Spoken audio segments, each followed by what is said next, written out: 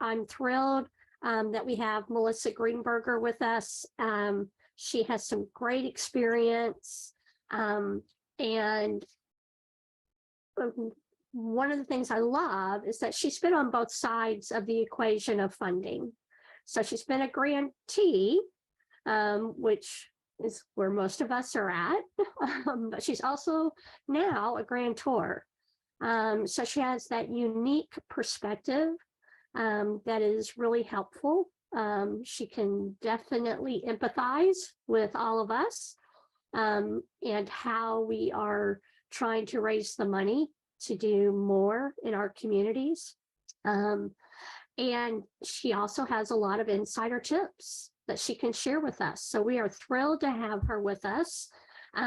She is currently a program officer with the Long Island Community Foundation, where she oversees the foundation's competitive grant making and supports several of their special initiatives and collaborative funds. So if any of you have a local community foundation, you kind of know how that works, and they are a great resource in all of our communities. So I'm interested in learning more about how they operate and her experience. But before she joined the Community Foundation, she was the senior staff attorney at Pro Bono Partnership, where she provided direct legal services to nonprofit organizations in New York. She's also held various other roles in the legal field. So lots of amazing experience. Thank you so much. On a more personal note, Melissa shared with me that she knows Amy through book fairies and has actually volunteered with them, and along with her daughter, I believe. So just all around is going to be a great resource for all of us. We'll ask kind of what we've been doing is if you have a comment, please put it in the chat. If you have a question, please put it in the chat. I'll try to keep up with those as we go along and ask them. Hopefully we will have time to get to all of that. I know Melissa has a lot to share with us. And one of the things when I talked with her earlier this week that really struck me, that she asked about Bookum, and I think it applies to all of us, of course, is what if our doors close tomorrow? And I was like, wow, you know, we all should think about that. So Melissa, I'm going to turn it over to you and tell us a little bit more about kind of what you were really asking me. Sure, thank you. So first of all, thank you for the introduction, and thank you to Amy for inviting me to speak here today. I'm sure it's been a long day for all of you, so thanks for hanging in there to hear about the last session. Yeah, so when I spoke to Melissa earlier this week, I asked her about the vision. What's the organization's vision? And really, you have to understand not just your mission, but what your vision is to be able to communicate your impact and your work to a funder. So people sometimes get confused between mission and vision, and I like to think of it separately. So your mission is, what you do every day and sort of why you do it. And your vision is, what do you hope to achieve? Like long-term in a perfect world, what does success look like? Why would your organization no longer need to exist if you achieve that vision? And then take that another step further and say, well, what if you had to close your doors for some reason? You ran out of money, all these things I always say, like, God forbid you had to close. Or for some reason, you're going to retire and nobody else wants to take it over. Or it could be a myriad of reasons why you need to close your doors. But what would that mean? And so if you think about that, you think about your vision first. So is it, and this is something Melissa and I spoke about, is it a world where every child has access to books at their house or in their school?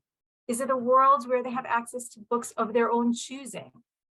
Is it a world where, every child is going to graduate from high school and be literate? Is it something else? Maybe there are other components of your program.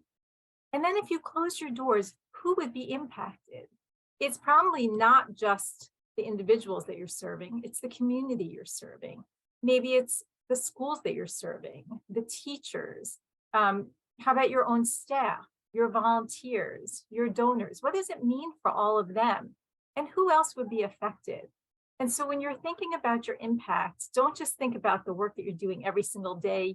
I know we're all so focused and put so much energy and passion into that work we do every day, but thinking in larger terms, like who is being impacted?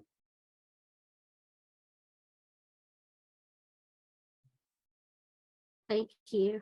Yeah, it's something to really think about, and definitely applies to all of us. So we're going to kind of walk through the process of applying for a grant, probably in some respects, and the relationship with that funder, and kind of how we communicate our impact, but also just how we communicate and build that relationship when possible. So obviously outreach is important.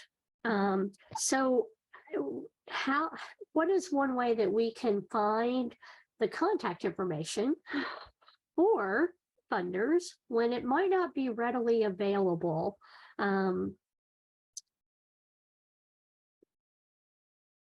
Yeah, so philanthropy is very relational. And if you've ever worked with a community foundation, so at the Long Island Community Foundation, we're a small foundation and we're locally based, right? So we are working with organizations on Long Island. And there are hundreds, probably thousands of nonprofits just across Long Island. There are 3 million people on Long Island. And we have a website. We're actually a public charity. We're a division of the New York Community Trust. So some of you might know that entity because it's much larger. So New York Community Trust has a website. We have a website. Very easy to find, contact info, staff information, things like that. But not all foundations do, especially smaller private foundations, family foundations. So if you know the name of an organization, of course, that's always a good starting point. The IRS has a website. And on the website, there's a tab for charities and nonprofits. You can go into that tab and actually search for an organization. So if you know the name of the foundation you're searching for, you'd enter that, and then you're going to look for their 990. So whereas you file the 990, whether it's the 990N, the 990EZ, or the full 990, private foundations file 990PFs. So you can pull that 990PF, and on it, you will, get contact information. So there'll be, an officer, there'll be the names, just like in your 990, you're listing the names of your board members. You should see the names of their trustees or officers, staff people potentially. And so at least you have names of people now. Sometimes they put a website, sometimes if you're so lucky, you might find an email address, phone number might be on there. But in addition to finding that information on their 990, you can also learn what other organizations that foundation is funding. And so that gives you a little bit of an insight into what their priorities are, what organizations they're funding, what geographic areas they're funding. And so again, it's just a tool to get more insights. And what you want to do is figure out how your nonprofit aligns with their funding areas and the priorities. You can tell by the names of their officers or trustees. You might be able to then see whether you have any mutual connections on LinkedIn or on Facebook or other social media channels. In addition to being able to look at the 990PF, Candid, the website Candid, which used to be GuideStar, has a foundation directory. I understand it's quite expensive, but people can pull resources, or it might just be a one-time investment to really help you build your prospect list. Of course, there's always social media, Google searches. Something else you could research is what conferences different foundations and funders have sponsored or where they've spoken to, again, give you a sense of their priorities.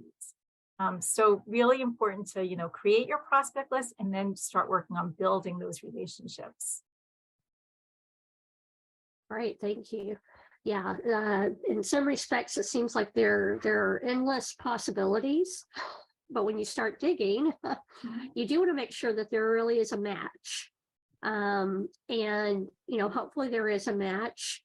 And when there is, it is important to communicate with that funder. So can you tell us a little bit from like your perspective of how much communication do you really want and what form that might take. Sure. So, when you know one funder, you know that one funder, right? So it's all relational, but you're really learning what one funder wants and what one foundation wants doesn't mean that everybody else is going to want it. So when I answer this, understand this is from my perspective. Again, we're a small community foundation. So I really enjoy getting to know our grantees and organizations that are applying for grants, even if they're not current grantees. I want to hear from them. I want them to share, success stories. I want them to send me pictures about your work. So just recently over the, New York is kind of special, right? We have President's Week off for schools here. I know that's not around the country, but one of the organizations that we recently gave a grant to, Melissa's laughing, President's Week school vacation. So one of the organizations we recently gave a grant to was to do a breakfast program for kids who usually get free school lunch and breakfast during school year. And we gave them funding to help do these breakfast bags during school week off. And at the end of the week, the woman who I've been in contact with there, she sent me a whole bunch of pictures and testimonials from parents who were just so grateful. And, and she sent me a flyer, and on it, they had, branded, funded by Long Island Community Foundation. And I was so happy to get that. Like, it really put a huge smile on my face to be able to see like what we actually funded, right? You could see faces, you could see the breakfast bags and the kids. And so that was really nice. It's nice to hear about special events that are happening, things that we can share on social media. And also, I realize that nonprofits get worried if the grant isn't going well. But again, I want to know about these things so I can try and work something out and help them with it. Like I and Long Island Community Foundation, we say we're not punitive funders. So I'm not going to punish you if your project that you propose isn't successful, but I want to know how we can both learn from that. So how can you learn to make changes with your program next time? And how can I learn so when I make additional grants, we know what we're looking at and what we can expect to happen. So any information like that, I'd like to hear about. So it sounds like it's okay to let you know when things aren't going great. That's good to hear, because sometimes they're not. But it also sounds like qualitative data, anecdotal information, that sort of thing is helpful. What about the quantitative data as well? Kind of, do you want to hear both? Or, like if we're sending you a report, maybe after the fact, what are some of the things that really are important that we include? Yeah, so we ask for a final report at the end of the grant. You're going to send back an expenditure report showing how all the dollars were spent. We're going to look to see if there were any variations in what you proposed to how you actually spent it, and see what's going on with that. But we do like to see, the statistics, not just the outputs, but outcomes, things, that were successful, lessons learned, any information that you can provide on that. We like to hear that in the final report. And like I said, though, if there is something that's gone awry in the midst of the grant period, I want to know about that sooner rather than later. Sometimes, it doesn't always happen, but I like to tell that, I like to tell the grantees when we award the grant, like, we're in this together now. And so I want to be there as a support for them. And in addition to funding, I can provide other assistance, right? I can help connect them to other organizations. I can potentially make introductions to other funders. I can provide letters of support if they're trying to get other grants, or they're working on a different project and they need a letter of support. So there's a lot of other things that I can do. And that's, really what I love about building these relationships with our grantees.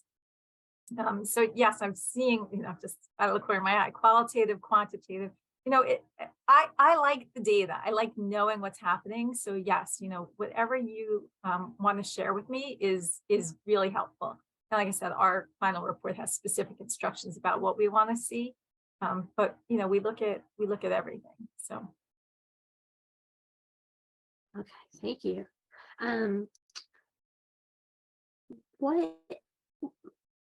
What are some of the things that you look at when you really are trying to make that decision of, yes, this is a good fit for us, that this organization is viable, those sorts of things? Are there certain things that stand out that you feel are really important that nonprofits need to pay attention to? So again, everybody's filing a 990. For really small organizations, it's going to be the 990N, which is the postcard. Doesn't really give me any information. I know you filed it, so I know you're in compliance, but I can't tell anything from that. Then there's the EZ, which is for, the step up size organizations, and then the full 990 for the larger organizations. On those forms, there are spaces to describe your program, describe your mission. Many organizations just leave it blank. Whoever's filling out their paperwork might just leave it blank. And they don't really think about the 990 being used as a marketing tool or a public relations tool. So it's a public document. Anybody can find your 990, right? Anyone has access to it. You can go to the IRS website. You might be required by your state law to make it available on your website. So there are, there's a lot of reasons why you would want to, there you go, we're sharing the screen, right there on the front page, briefly describe the mission or most significant activities. And so that's an opportunity to tell people what you're doing. And by leaving that blank, you're missing an opportunity. So you want to make sure you're putting that information there. There's another section where you can describe your programs. And again, that's another opportunity. So it's something I'm looking at. I'm looking at the 990. I'm looking to see whether you're having growth year to year. What's your revenue, revenue less expenses, all that financial data gives me a little bit of insight into what's happening with the organization. I usually will also look at, salaries. How much is the executive director making in comparison to the operating budget? How much are other, salaries going to really give me a sense of, what's happening here? Is this executive director making, so much money that there's not enough for program, and then they're coming to me to ask me, for money for something else because maybe they're not being fiscally responsible. So again, it's a snapshot. It's just a piece of information that we look at, but we look at the the assets and want to see growth year to year. Again, with COVID, everything was just way out of whack because so many organizations had to stop their programs or didn't have the same income streams and things like that. So, we understand like a year could be a blip, but for the most part, we're looking at that to see if they're viable. I also look at the number of board members. So New York State requires a minimum of 3. We as a foundation say 5 would be best practice. And I can see all those board members, again, should be on your 990, see how many board members there are. So I look at that to see what the governance is. I look to see whether you have policies in place, conflict of interest policy, whistleblower policy, what's the governance like of the organization. So all those things give us a sense of what's happening and is this organization viable. Okay. That's good to hear, because that makes me feel like I should definitely pay attention to my 990, which Yes. I do, but now it's like, yes, it is important to do that. Yeah, and also diverse funding streams, right? We want to make sure, you should really want to make sure too, because you could lose your public charity status if you don't have those diverse funding streams. So that's another thing to look at and pay attention to. And when you say diverse funding streams, can you give us some examples of what you mean? Yeah, so like in my prior role, one of the things that I would have a lot of organizations first starting up. And so the founder would say, well, I'm taking my life savings and I'm putting it into this nonprofit. And I would say, like cringe a little bit, like, this isn't your bank account, right? You can't start the nonprofit to personally benefit from it. This is a public charity. And the IRS will not look favorably on that. They look at, for public charities, they look at the public support test to see, is there like a third of the money coming from different areas? Are you getting, is it, a combination of like private donations and maybe foundations and fundraising events and, different donors, so that it's not all from one place. Yeah, it's hard when it's all coming from one place because it could go away. Well, thank you. That's good to hear too. Hopefully we all do a pretty good job of communicating information and data and all to our funders. But I'm sure there are some mistakes that we make. What are some of the mistakes that you've seen that probably could have been avoided? Yeah, I can give you a whole laundry list. Give you some. So,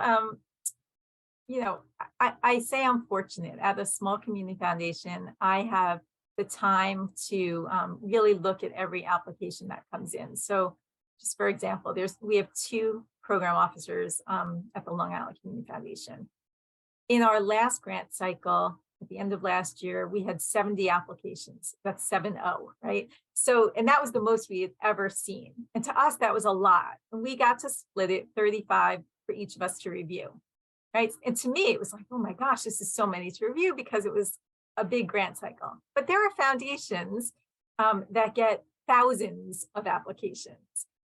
So depending on what their staffing is, or even with a large staff, to review 1,000 applications, my guess is that they can't spend the same amount of time as I can spend on, the 35 that I'm reviewing. So I really do, take the time to review. And I can do that. But if you're with a big funder and they have thousands of applications, if you have a lot of typos in there, or it's not written clearly or easy to read, that proposal is not getting read. Right? They don't have the time for it. They're not going to take the effort. Also, if you haven't clearly defined your problem statement of what you're trying to solve for, that's another big. And a lot of organizations have a tough time doing that. So I was reviewing a proposal with a group yesterday, and they were seeking funding for a community garden. And the proposal started off talking about, the need for the community garden. And then it was talking about diabetes. And then it was talking about food access. And it was talking about healthy eating. And then it was nutrition. And when I spoke to them, I said, I read 5 paragraphs and each paragraph had a different topic. And I don't know where you're going. Like, can you tell me what it is that you're trying to solve? And they gave me this, the picture. And at the end, I said to them, I really wish like that was somewhere in the proposal. It was nowhere in there. And that was a big opportunity, a big missed opportunity. But had I not had that Zoom call with them, to spend an hour with them, I wouldn't have known that. And that proposal would have been just out the window because it wasn't cohesive.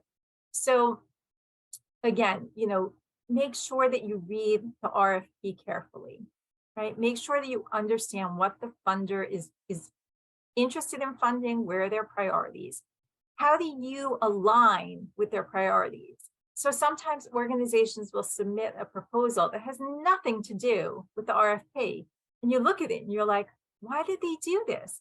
And it's sort of like, you wonder, did they just throw things out hoping something would stick? But it had to take someone time and effort to do that.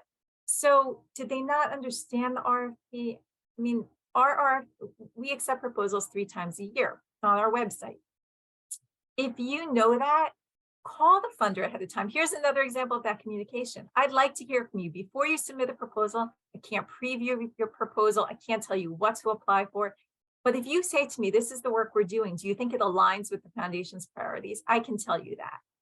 This way, it's not wasting your time and resources, and it's not going to waste my time and resources. So understanding the priorities, seeing and ensuring that you align with it, putting together that problem statement, and then crafting your program so that what you're proposing aligns with solving the problem. And a lot of times we see that too. They say they're going to solve for this, they propose this project, and then we read it and we say, but how is this project going to solve the problem? And there's no connection. So you want to make sure that you really do make that connection between your project and what you're trying to solve for. Another thing that I see a lot is not providing specifics in the proposal. So, you want to make sure you're answering who, what, when, where, why, how, for multiple things, right? Who is going to benefit? Who's going to do the work of the program? Who do you expect to be impacted by it? When is the program going to happen? How is it going to happen? If you're going to include partners in your project, do you have any sort of MOU or contract? or letters of support from those other groups? Or is this pie in the sky? You're proposing a project with X school district, and X school district doesn't even know you exist. And then you get the grant, and then you call me 3 months later and say, I'm having a problem. The school district board hasn't approved this yet. We're going to need an extension of the grant, right? So now I've learned from my predecessors who have said to me, make sure you always ensure that there's an MOU in place before we award the money, as opposed to holding that up afterwards. Again, one of the questions I ask when I'm reviewing the proposals, so after I receive it, but this is a conversation I have, is, why is this a good investment for our board? As a foundation, the Community Foundation is a steward of the donor's money. So how do I know I'm recommending a good investment? And how will you measure success? How will you know the program is successful? And how will I know the program is successful? And I think that's an important piece for organizations to think about and be able to convey that. Something else, I see, you guys are in the field, you're doing the work, you have your own jargon and acronyms. I'm not in that world. I see it also often where a proposal comes in, it's got these acronyms and jargon, and I read it, it doesn't make sense to me. So, try to avoid doing that. Make sure you proofread. Somebody I saw pop up using Grammarly, editor, but proofread it, because that doesn't always catch all of spell check doesn't always pick up typos, and they can be very distracting. So, so make sure that you're doing that. And again, a mistake outside the proposal, ask for introductions to other funders. There's just so many ways that foundation can help you. I feel like I could go on about mistakes and tips, but you probably can, and I'm sure many of us can, if we really wanted to, we could own up to some of our own mistakes that we have learned from, hopefully, and not make that's again. what's important, right? To learn from it so that you always do better. We want to raise the bar, right? Make it better next time. So right. So what if you're a newer nonprofit? You don't really have that financial record yet. So are there ways that you can think of that might help some of the newer nonprofits to strengthen their request for financial support? And that can go for some of us who've been around a long time as well, is that some of us have been around for 30 plus years. And so sometimes that shiny new object is the thing that is more attractive. Yeah. So for new nonprofits, it's hard, right? Like, you don't have that track record. You're not known well in the community yet. So partnering with another organization can be very helpful. We require at the New York Community Trust and Long Island Community Foundation requires that for small new organizations. They work with a funds administrator or fiscal sponsor.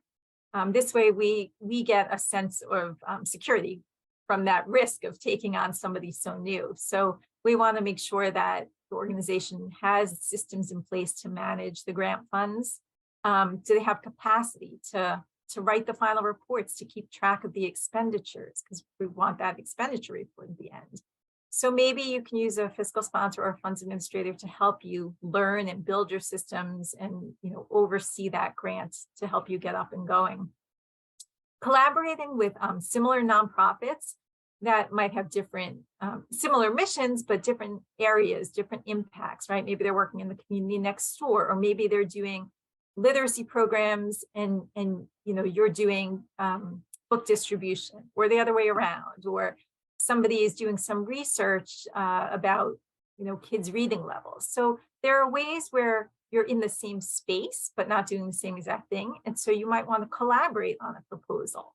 And this way it might be more attractive to a funder, because they say, oh well, now our dollars are going to be going to a larger geographic area, to different nonprofits who are collaborating. There's potential for bigger impact. Also, in terms of strengthening your proposal, you want to make sure that the budget you submit with your proposal ties to the work that you're proposing. So be realistic about what you can accomplish with that budget and within the time frame of the grant.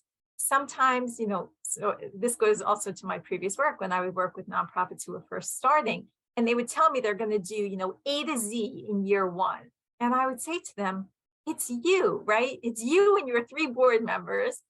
How are you going to do that all? Like, start small. You need to take time to really become good at what you're starting with before you start expanding. So the same thing, understand what you can do with those dollars based on your resources and put in your project and your budget that, the scope of it makes sense. Explain, in terms of strengthening your request, explain to the funder how your work changes lives and or contributes to positive change in the community, right? Strengthening that support, that request for financial support is all about, why this is a good investment, why you should make this grant to me.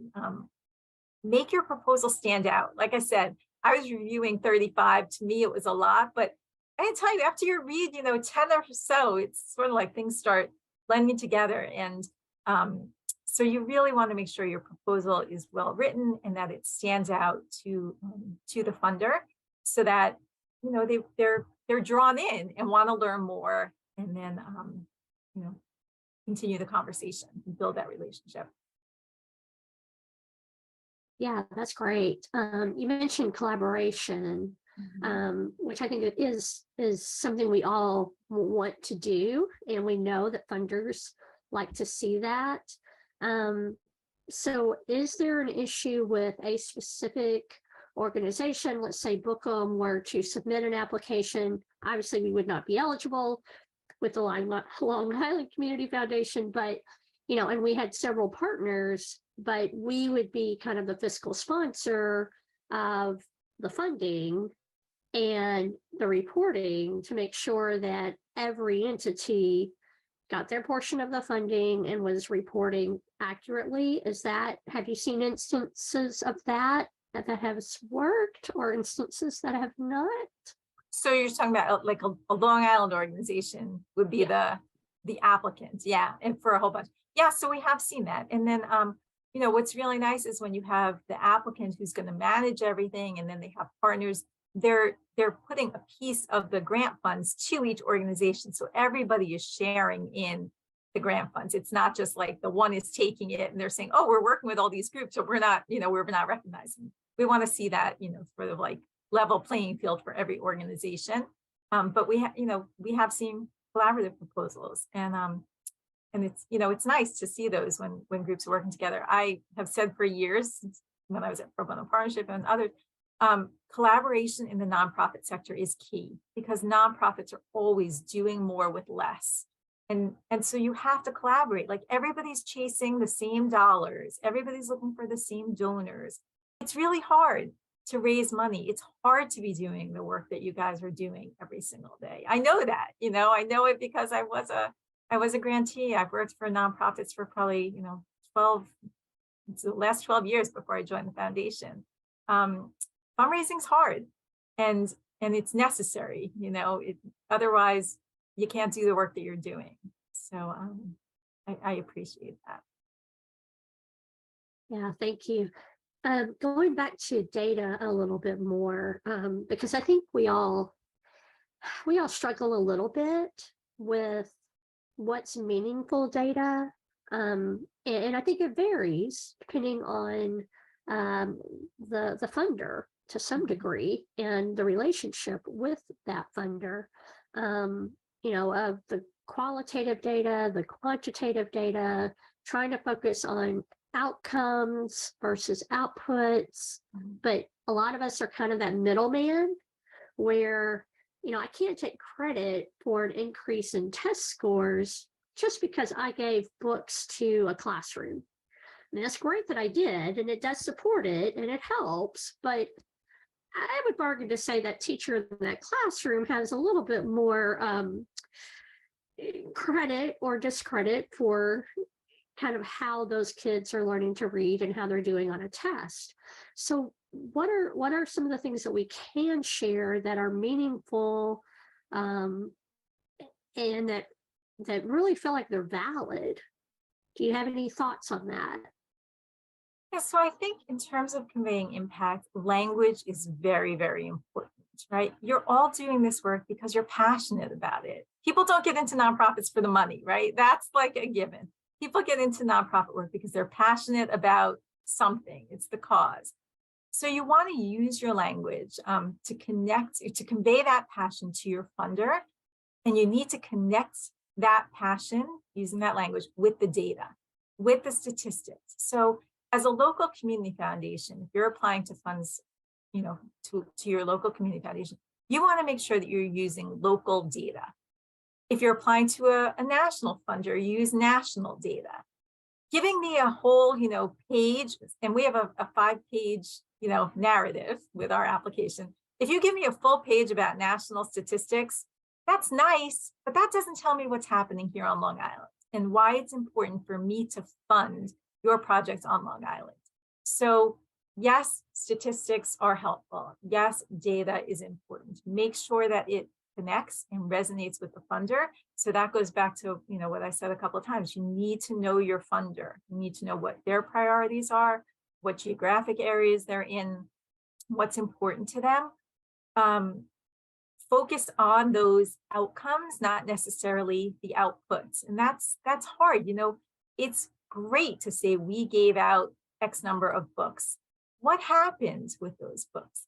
Now, I don't need you to tell me, oh, well, this kid, learned to read, because you don't know that, right? And you're relying, there's the teacher and there's their other classes. But what you can tell me, if you're collecting the right data, right? So this goes back to what data are you collecting?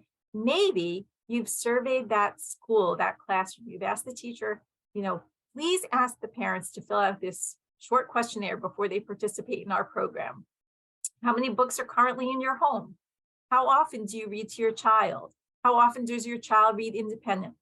Questions like this, right? Maybe 3-question, 5-question. I don't know how much time parents are going to take to do it. I don't know what the parents, literacy levels are, or the parents, engagement is.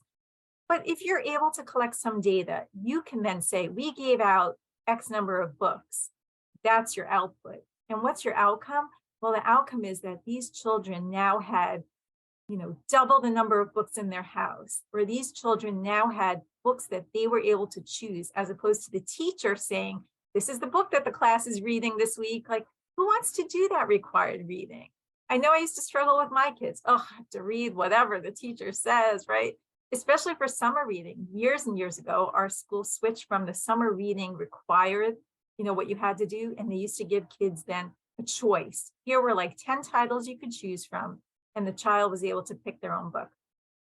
There are studies on that, I know, that show that kids who choose their own books are more likely to read it. So maybe it's a vocabulary test that the teachers are doing, and you can say that the students' vocabulary improved. So there are questions that you can ask, and I think there's data that you can collect that you can then attribute to those books that you provided that may not have anything to do with what's happening in the classroom. Also, in terms of conveying your impact, so I mentioned, we have a 5-page 5-page limit on your narrative. A lot of applications have word counts. We don't have a specific word count, but a lot of times when you're applying for a grant, there's a word count. If you're using an online portal, that's it. It's going to stop you. So I find it really helpful to type your responses in a Word document. You can see your word count on your Word document. Just keep editing it and paring it down and condensing and being as concise as you can, but explaining what's most compelling, right? You have to really focus on what's the most compelling information that you need to tell the funder, as opposed to all the other stuff that, some of it might be background, some of it might just be like extraneous details. So you want to really use that word count to your advantage to tell the most compelling story you can within that word count. And also you want to convey to the funder, to convey your impact, you want the funder to know that you have trusted community partnerships, or that you're considered, you want the funder to feel like this is authentic. So do you have trusted relationships? Again, it goes to those letters of support. Now, the funder might not ask for letters of support. We don't specifically ask for it in our application, but we don't say you can't submit it. And we don't have a closed portal where it wouldn't allow you to do it. So sometimes there's a way that, it'll say attach or upload any additional documents. You could put letters of support there. You could, just attach it as part of your application. So if it's not prohibited, push that envelope, right? Provide additional information that you think, again, is compelling and relevant and shows your trusted partnerships and your impact in the community. Don't just send things just to send things.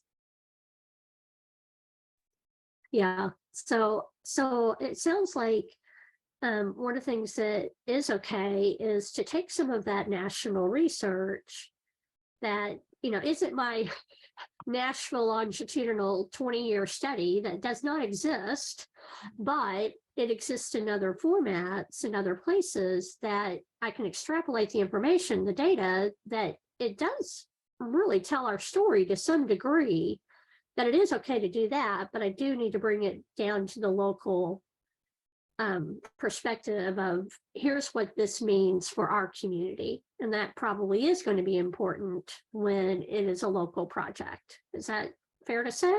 Yeah. So again, right, it's knowing the funder. If you're applying to a local funder, you want to tell them what's going on. Even if you're applying for, a state organization, to be able to say what's happening locally, you want to use that local data and then include some statewide data. And maybe your local data shows that your neighborhood or communities that you're serving are in, like a worse shape than the rest of the state, or, how you compare to other parts of the state.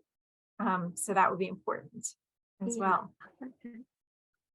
Okay, great. Thank you. I think one of the things that we all think about is social media and how time consuming it can be, and yet how important it can be. And for funders, I just don't know. Do funders look at social media for not when they're considering nonprofits and all, or not?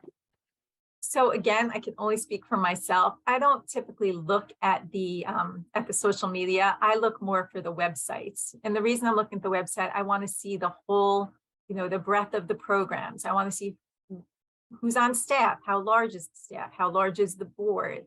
Are there community partners listed? Are there sponsors listed? That gives me a better sense than seeing a social media post. Again, like I said, I like the communication. I like when when my grantees send me the photos and send me testimonials, and definitely including that in the final report is always appreciated.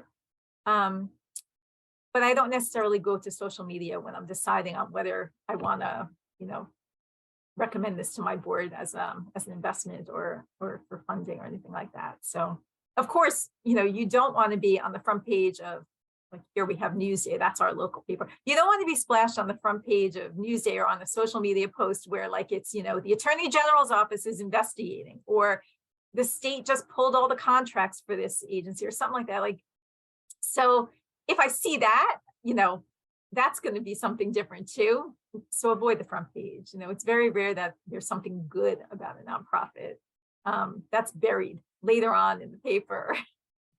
But those are, it's nice to see those things too. But I do look at, articles about the organizations if there is some media coverage and things like that. And especially appreciate when they've given a shout out saying, this program was made possible because of, the Long Island Community Foundation. So, definitely recognizing and acknowledging your funders is always appreciated.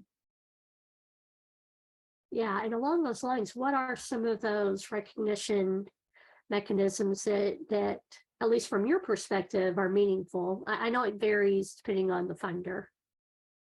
Yeah, so like I said, the organization that did the breakfast bags, they had their flyer when they were promoting the program to the parents for the week, and on it said, sponsored by Long Island Community Foundation.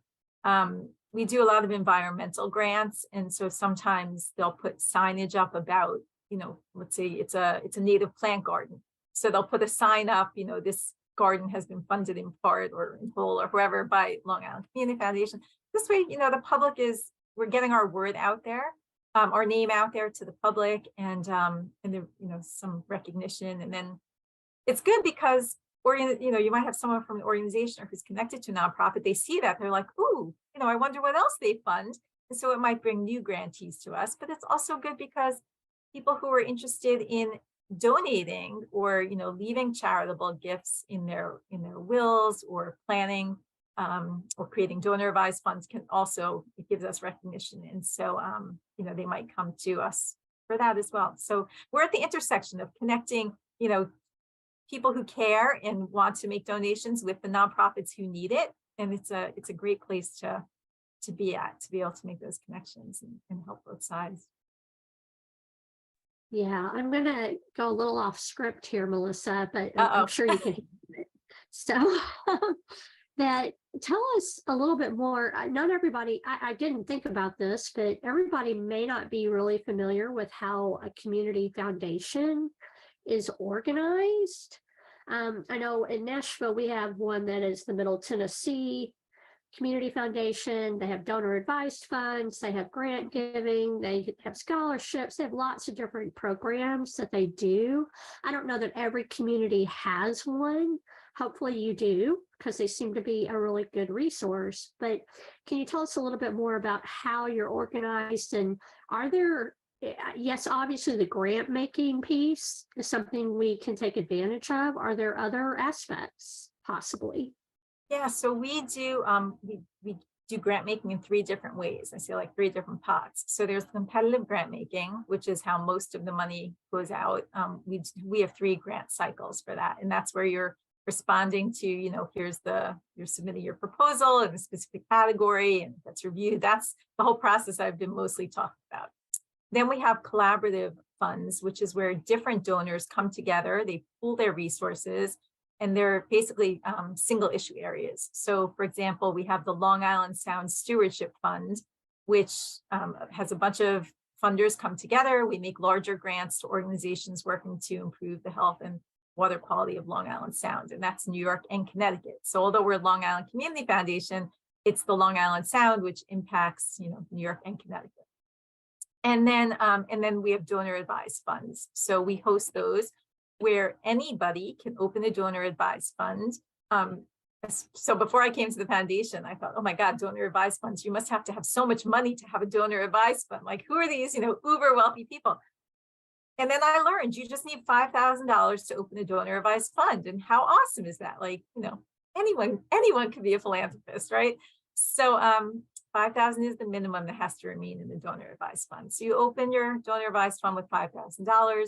And as the founder of a donor advised fund, you can now recommend grants to the foundation. So if I have a donor advised fund, I can recommend that the Long Island Community Foundation make a donation to XYZ organization. And, I could do as many in a year as I want, as long as I don't dip below that $5,000. So I can continually put money in, and I can continually make grants out of it. So one of the really nice things we can do is for organizations that don't necessarily fall within our priority areas, we can connect them with potential donors who are interested in those areas. So we have a director of donor relations. She knows most of the donors who have donor advised funds. She knows what their interests are. And so if an organization applies and they're out of our guidelines, I can go to her and say, hey, this seems like a really good organization. Do you know of any donors who might be interested? And she can, make that connection, and then they could potentially get grants through the donor advised fund. The other really nice thing is that because it's a donor advised fund, the person who sets it up, they don't have to file 990s. The moment they make the deposit into the donor advised fund, they get the charitable contribution for their tax purposes, because we're a 501c3 charity. So they're making the contribution immediately to a 501c3 charity. The money can, wait in there a little bit until they make their donation. So that donation doesn't have to be made by end of year, donation into the donor advised fund, if they want it for that year, has to go, but they don't have to beat the deadline for, charitable giving for a specific year or anything, and they can make the donations whenever. They also can make donations to organizations that don't have to be on Long Island. So it could be an organization within New York State, it could be within the United States, it could be even international with our donor advised funds. So that's pretty cool. And we also vet all the organizations that we would be making the donation to on their behalf. So they don't even have to worry about researching the organizations. So they get the benefit of our knowledge and our due diligence. It makes it really easy for people to do charitable giving through donor advised funds. Nice, thank you for that explanation. The community foundation used to be like a donor advised funds, and all of that used to be just total mystery to me until I started having to apply for money. And then I was like, I guess I need to know more about how this works. We're almost out of time, but I wanted to just, is there anything else that you want to share with us? Anybody have specific questions? I don't see anything in the chat. Kind of been monitoring it. I appreciate the comments in there. But anything else that you think we should know that you'd like to share, or does anybody have questions? I think, well, people might be thinking, but I think, again, so important to build the relationships, to let to let your funders know if you're running into problems sooner rather than later, because maybe they can work with you to help you out. Also, don't quickly chase money and funding opportunities, right? So again, this goes back to my legal hat. Avoid mission creep. Your certificate of incorporation tells you what you were authorized to do. And sometimes I see organizations, they apply for funding and I look at the website and I'm like, I don't think this is within their wheelhouse. Like, why are they doing this? But sometimes organizations think, oh, well, we'll apply for this money. And if we get it, then we'll expand our programs. And, that could open up a whole can of worms because they may not be authorized to do that. And also they don't realize what it's going to take to build that program, right? The time, the resources. So, so just be really careful about avoiding mission creep and chasing money and trying to create programs, after you get the money. Really, make sure you're able to envision the program, take the time to, envision your project and put that proposal together. Great, thank you. I think Eileen has a great question where we'll ask several funders to help with one project, because from year to year, you don't know who's going to say yes. And you want to make sure you get the funding you need. How do you look at that? Yeah, I feel like that should be your worst problem, right? You're asking multiple funders to. Yeah, right. I mean, it should be that should be your worst problem, right? Getting too much money in and saying like, well, we asked them both for it. I think you could, potentially go back to one of the funders and say, listen, we got this other money. Can we use the money that you've given us to do this? We have this other program, or we have a need for this. Some organizations will do general operating support. We don't do general operating support, but some foundations will. And so that's an easy way to just use it wherever you have the greatest need. A lot of times the donor advised funds could be used for general operating expenses. So you want to look and see where you can get general operating support. But I don't think there's anything wrong with going back to the funder and saying, we got this money, we weren't really expecting it. And so now we're going to have a surplus. Or maybe you figure out a way to expand the program on the extra dollars, or how you can do more with those dollars. But definitely a conversation. Don't just ignore it. Okay, good to know. You can't say yes to everybody. I hear that a lot. It's like we don't have endless resources either.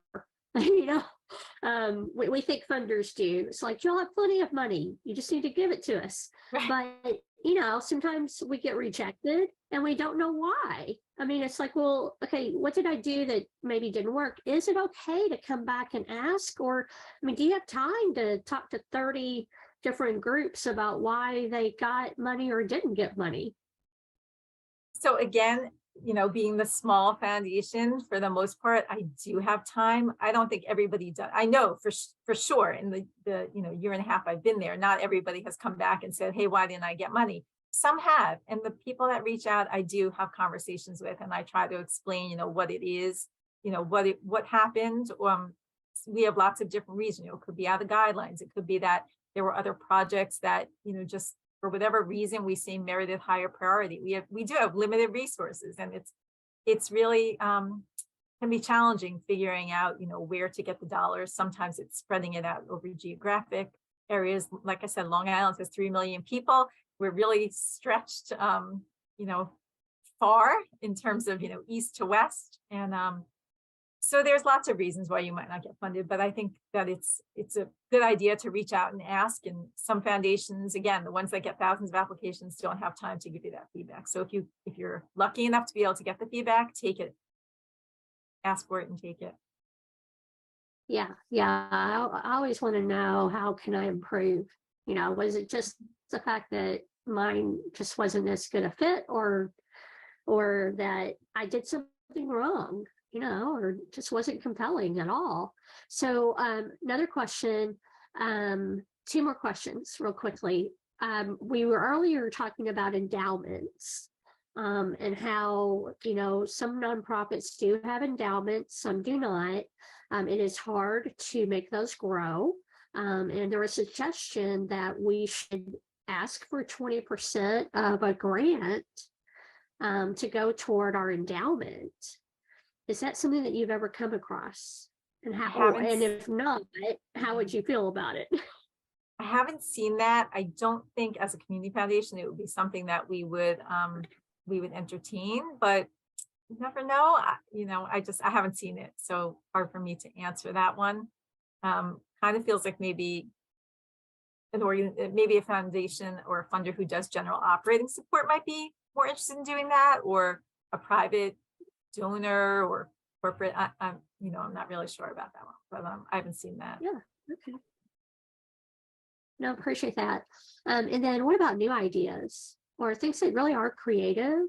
Is that something that, you know, you do look for in grant applications sometimes? I do appreciate that. Again, I want to make sure that it's well thought out, that whatever that X that you're trying to solve, whatever that problem is, whatever you're proposing as a new idea, really makes sense and connects to solving the problem. So, you know, I love learning about new ideas. I wish we had like an innovation fund. There are some organizations that do innovation prizes. J.M. Kaplan Fund right now has a call out for proposals for their innovation prize. They're super competitive, but you know, again, building those relationships, talking to the funders, asking what they're interested in. You know, you never know. But yeah, sometimes we have to stop doing things the way we've always been doing them and come up with creative ideas to solve problems.